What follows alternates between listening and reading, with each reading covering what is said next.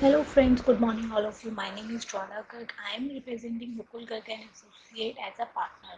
Today topic is registration in MSME and the benefit of MSME registration. अगर हम registration लेना चाहें in MSME में उसके क्या प्रोसीजर है और उसके क्या benefits हमें मिलते हैं अगर in case of हम registered होते हैं MSME में. मैं one by one एक एक टॉपिक आपको करूँगी. आपको मेरी स्क्रीन पे भी दिख रहा होगा. सेकेंड फर्स्ट ऑफ ऑल मैं आपको छोटा सा ब्रीफ इंट्रोडक्शन दूंगी किसके बारे में. What is MSME, macro small medium enterprise होती क्या है. इसकी रिवाइज डेफिनेशन मैंने आपको प्रीवियस वीडियो में भी आपको बताई थी. मैं फिर भी यहाँ पे आपको बताऊंगी. जिसकी investment up to 1 crore and turnover 5 crore is classified as macro. ठीक है. एंड देन जिसकी investment up to 10 crore and turnover is up to 50 crore is classified as small. And next one is the other than both जिसकी investment 20 crore and turnover is 100 crore is classified as medium. ये लगती किस पे है basically. MSME applicable किस पे है. एक हमारा आते हैं manufacturing concern, trading concern, service concern. अब ये किस इंडस्ट्री पे लगती है. ये हमारी सिर्फ और सिर्फ मैन्युफैक्चरिंग एंड सर्विस इंडस्ट्रीज पे लगती है. Nothing else for the trading concern and the wholesale business. Right. Then अब आपको वन बाय वन एक टॉपिक इनिशिएट कर रही हूँ मैं.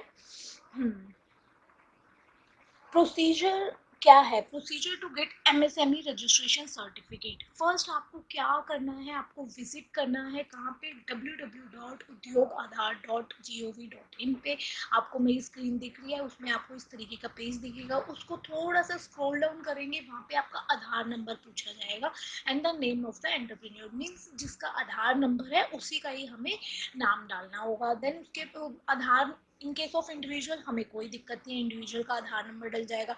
But in case of the partnership में किसका आधार नंबर जाएगा. In case of partnership form में आधार नंबर जाएगा हमारे वन ऑफ द पार्टनर का. In case of the company and the LLP, company के केस में किसका आधार जाएगा. कंपनी के केस में हमारा आधार जाएगा डायरेक्टर का. One of the director basically अगर मैं तो यही बोलूँगी ऑथराइज सिग्नेटरी जो हमारा होता है उसी का ही हम यहाँ पे आधार नंबर डालें और उसका ही नाम जाएगा. And in case of trust में भी वन ऑफ द ट्रस्टी का जाएगा. एंड द थर्ड स्टेप हमारा आता है. ये हमारे हो गए 2 स्टेप कंप्लीट. यहाँ पे अब थर्ड स्टेप आता है. वहाँ पे हमारी सम पर्सनल इन्फॉर्मेशन हमसे मांगी जाती है related to the company and related to the person. Because क्योंकि अगर हम रजिस्टर्ड हो रहे हैं तो हमें कुछ इन्फॉर्मेशन देनी तो होगी. जैसे कि आप देख रहे हैं मेरी स्क्रीन पे, मैं आपको बताती हूँ. आपको दिख रहा होगा मेरी स्क्रीन पे कि अगर सोशल कैटेगरी क्या है आपकी, जेंडर क्या है, physically handicap of the person to whom Aadhaar is validate. Means भाई फिजिकली हैंडीकैप. ये सारी इन्फॉर्मेशन किससे रिलेटेड है. ये इन्फॉर्मेशन रिलेटेड है जिसका आधार हमारा हमने फिल किया है. देन उसके बाद आता है नेम ऑफ द एंटरप्राइज. हम अपनी नेम ऑफ एंटरप्राइज हमारी क्या रहेगी. हमारा नाम क्या है कंपनी का. टाइप ऑफ ऑर्गेनाइजेशन क्या है. हम टाइप ऑफ ऑर्गेनाइजेशन में हमारा आ जाएगा हम प्रोप्राइटरशिप है, इंडिविजुअल है. Individual both are the same. Proprietorship है, HUF है, पार्टनरशिप है, कोऑपरेटिव है, पब्लिक कंपनी है, प्राइवेट कंपनी है. वट एवर द केस हम यहाँ पे हमें वो फिल करना होगा. और टाइप ऑफ ऑर्गेनाइजेशन क्या है. देन उसके बाद हमें पैन कार्ड डालना पड़ेगा. Pan card in case of proprietorship का डल जाएगा. कंपनी के केस में भी पैन कार्ड होता है तो there is no issue at all. यहाँ पे हमें कोई इशू नहीं आएगा. देन उसके बाद आता है हमारा लोकेशन ऑफ प्लांट. हमें क्या करना होता है. हमें लोकेशन ऑफ प्लांट हमने जहाँ पे हमारा मतलब कि हमने plant and in machinery invest कर रखी है वो हमें यहाँ पे डालना होता है लोकेशन ऑफ प्लांट. और उसमें हम ऐड भी कर सकते हैं. हमारी मे बी 2 जगह फैक्ट्री है, 2 जगह का एड्रेस हमारा आ जाएगा. That is the called the location of plant. And उसके बाद हमारा ऑफिस एड्रेस में आप देख रहे हैं ऑफिस एड्रेस जहाँ आपका रजिस्टर्ड ऑफिस एड्रेस है वो आपको डालना है. और maybe the location of plant and the office address both are the same. ये हमारे सेम भी हो सकते हैं. ऐसा कुछ नहीं है अलग अलग होंगे. आप बोथ एड्रेस सेम भी डाल सकते हैं अगर आपकी plant and machine location of plant और ऑफिस एड्रेस बोथ सेम है. वहीं पे। एंड उसमें आपसे पूछा जाता है mobile number and the email address, ठीक है। देन फिर उसके बाद आती है आपके पास date of commencement of business, आपकी कब ये बिजनेस स्टार्ट हुआ, the most important topic is the date of commencement of business. आप वो डेट डालेंगे जिस दिन से आपकी कंपनी बनी, जिस दिन से आप प्रोप्राइटरशिप में है, जिस दिन से आप ट्रस्ट वाले बने, आपको वही डेट डालनी है, आपको कोई अलग डेट नहीं डालनी है। उसके बाद आप date of commencement of business basically आप अपने पैन कार्ड से भी देख के डाल सकते हैं कि आपका बिजनेस कब स्टार्ट हुआ है। फिर नेक्स्ट आता है previous EMI, EM one, sorry previous EM one, previous EM2, SSI, UAM, registration number if any. अगर आप प्रीवियसली रजिस्टर्ड थे इन थ्री उसमें, तो आपको वो सेलेक्ट करना है एंड देन उसका नंबर डालना है। EM1 होता किसके लिए था, ये हमारा सारा होता था प्रोसीजर। EM1 की फुल फॉर्म क्या है? EM1 is the entrepreneur memorandum 1, 2 and SSI। ये पहले हमारे पास में हुआ करते थे, उसके बेसिस में हमारी रिटर्न जाया करती थी। तो अब अगर हम फ्रेश रजिस्ट्रेशन अप्लाई कर रहे हैं तो आपको नॉट एप्लीकेबल फिल करना है। अगर आप पहले इसमें रजिस्टर्ड थे तो आपको वो नंबर आपको डालना पड़ेगा। देन उसके बाद bank account detail, bank account detail में आपको ऑफकोर्स आपको बैंक अकाउंट डिटेल देनी पड़ेगी। अगर बेनिफिट्स आपको चाहिए या गवर्नमेंट से आपको कहीं पे भी कुछ बेनिफिट मिलता है तो bank account detail is mandatory. उसके लिए सिर्फ आपको दो चीज़ें डालनी है, आपका IFSC code and the bank account number.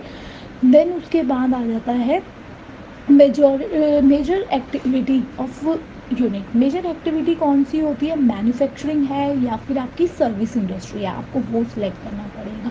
Then उसके बाद आपको क्लासिफिकेशन देनी पड़ेगी कि किस चीज़ की आप सर्विस प्रोवाइड करते हैं या किस चीज़ का बिजनेस आप करते हैं। उसमें आप वहाँ पे ऐड बटन, ऐड एक्टिविटी आएगा, आपको उसको क्लिक करके देन आप नेक्स्ट एक्टिविटी भी उसमें ऐड कर सकते हैं। Then number of person employed, आपकी ऑर्गेनाइजेशन में कितने नंबर ऑफ पर्सन एम्प्लॉयड है, आपको वो फिल करना है। फिर उसके बाद आता है आपका investment in plant and machinery equipments, आप इन्वेस्टमेंट कितनी कर रहे हैं प्लांट एंड मशीनरी में एंड इक्विपमेंट में, आपको ये भी फिल करनी होगी। And district industry centre, what do you mean by the district industry, आपका सेंटर कहाँ पे पड़ेगा आपका। एक तरह से अगर मैं कहूँ, जैसे आप अगर मानते हैं इनकम टैक्स में वार्ड नंबर कहाँ पड़ेगा, just like the same concept in the district industry centre आप कर रहे हैं। एक आपको एक टिक बॉक्स दिख रहा होगा, उसमें लिखा होगा I hereby declare that the information given above is true to the best of my knowledge. आपको वो बटन पे क्लिक करके ये तभी क्लिक करना है दोस्तों जब ये आपकी इन्फॉर्मेशन सारी सही हो, अदरवाइज कोई फ़ायदा नहीं है, आपकी रिजेक्ट हो जाएगी एप्लीकेशन, कुछ भी अगर दिक्कत हो। इसलिए आपको ये टिक करना है। देन उसके बाद आपको सबमिट बटन पे क्लिक करना है। देन आपका रजिस्ट्रेशन आपकी हो चुकी है, उद्योग आधार रजिस्ट्रेशन सर्टिफिकेट आपको एक ओपन होगा।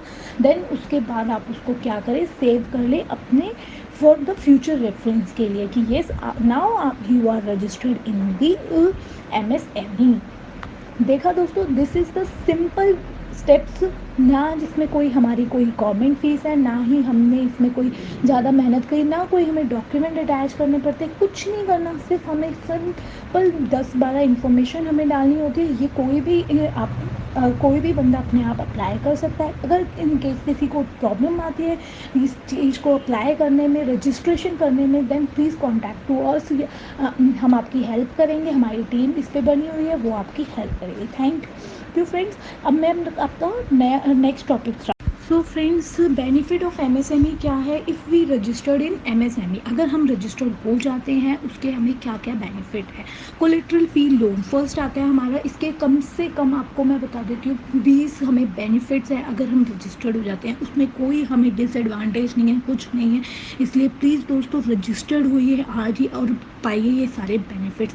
मैं आपको एक एक बेनिफिट्स आपको बता रही हूँ, देन आपको लगेगा ये MSME में रजिस्टर्ड होना के लिए हमें कितना फ़ायदे हैं, कितने हमें कोई नुकसान नहीं है। उसके लिए सिर्फ गवर्नमेंट ने हमें कंपनसेशन, रिबेट, एक्सम्पशन, सब्सिडीज़ ये सब प्रोवाइड करे जा रही है। तो दोस्तों आप भी आके देखिए एक बार देखिए, अब आपको मैं बताती हूँ वन बाय वन। फर्स्ट आता है collateral free loan from bank. Collateral means क्या होता है? कोलेटरल मीन्स होता है सिक्योरिटी फ्री लोन, या आपको कोई भी सिक्योरिटी नहीं देनी और बैंक से आपको लोन इजीली मिल जाएगा। ये मैंने आपको प्रीवियस वीडियो में भी आपको कंपनी में मैंने एक्सप्लेन किया था।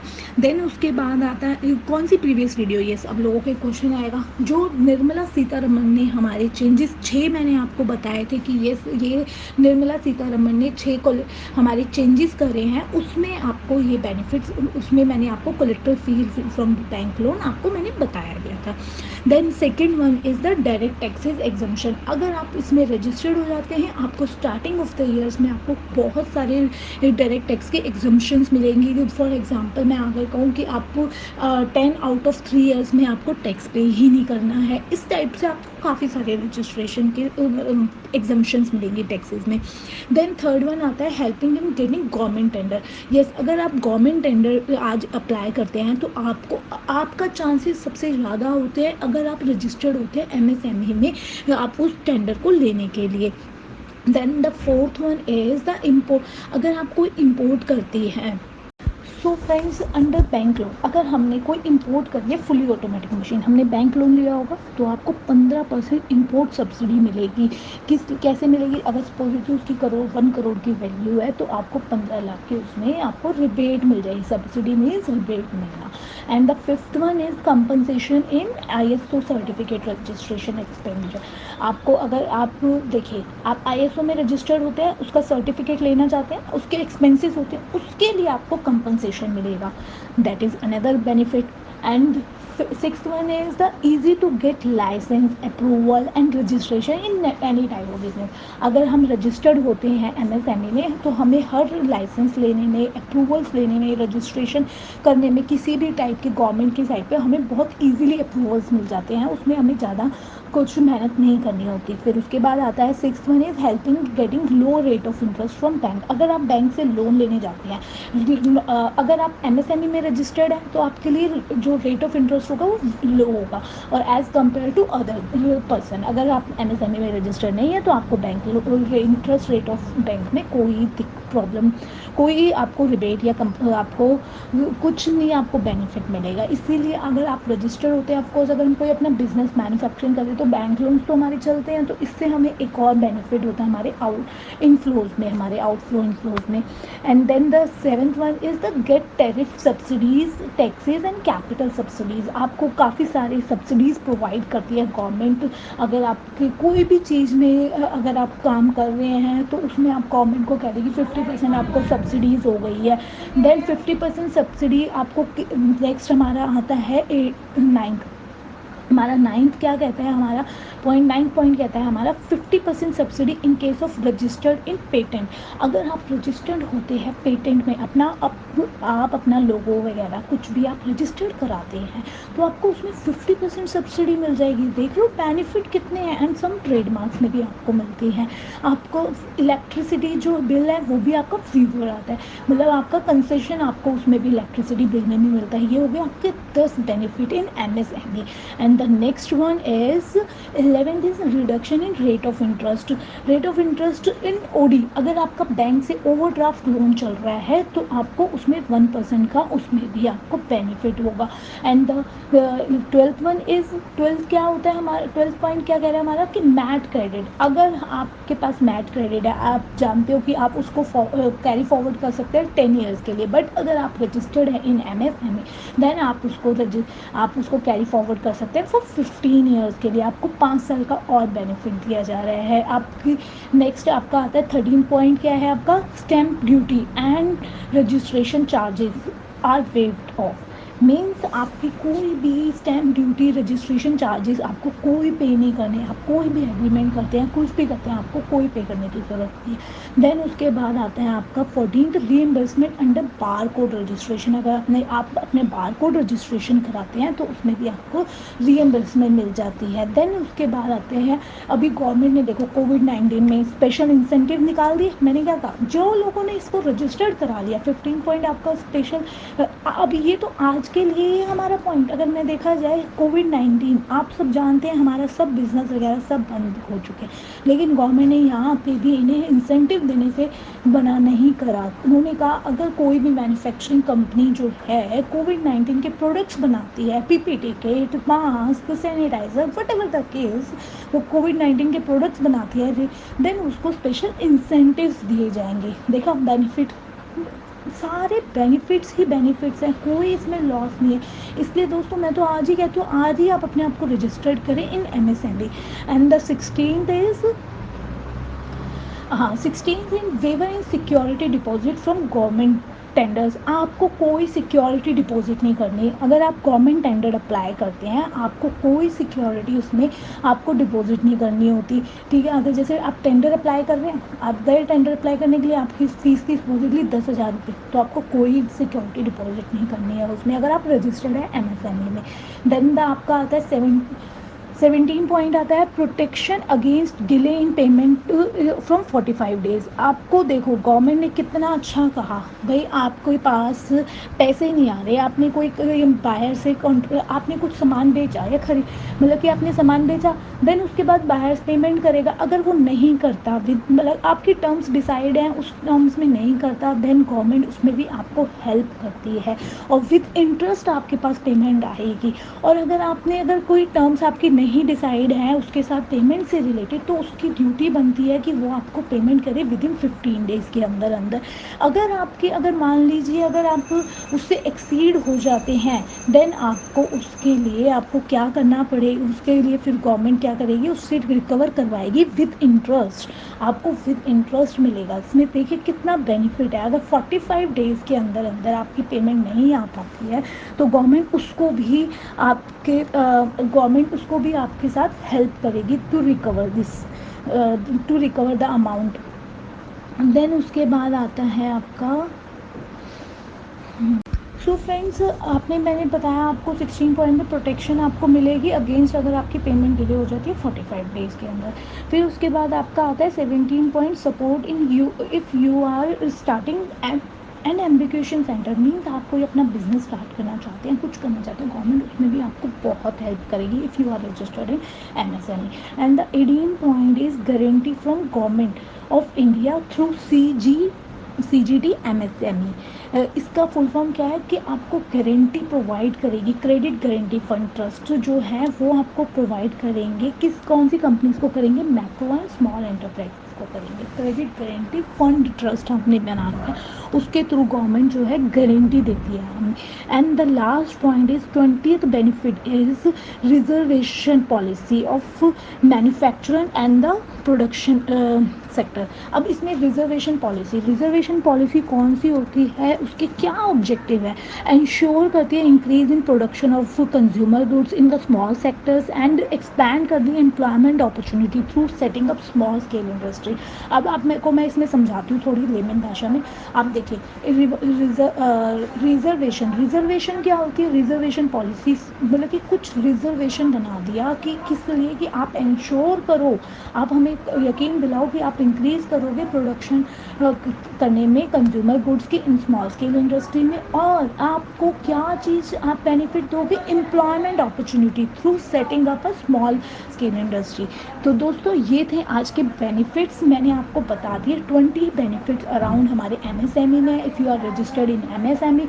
इसलिए दोस्तों मैं आपसे यही रिक्वेस्ट करूँगी, प्लीज़ आप आए और रजिस्टर करें, अपने आप कर सकते हैं और ख़ुद भी हमसे भी आके आप हेल्प ले सकते हैं, कोई दिक्कत नहीं है। इसलिए आपको अगर कोई भी इशू हो, कोई भी कंसर्न हो, if any type related to MSME, income tax, GST, whatever the case, please contact to us, please contact to Mukul Garg and Associate. Thank you.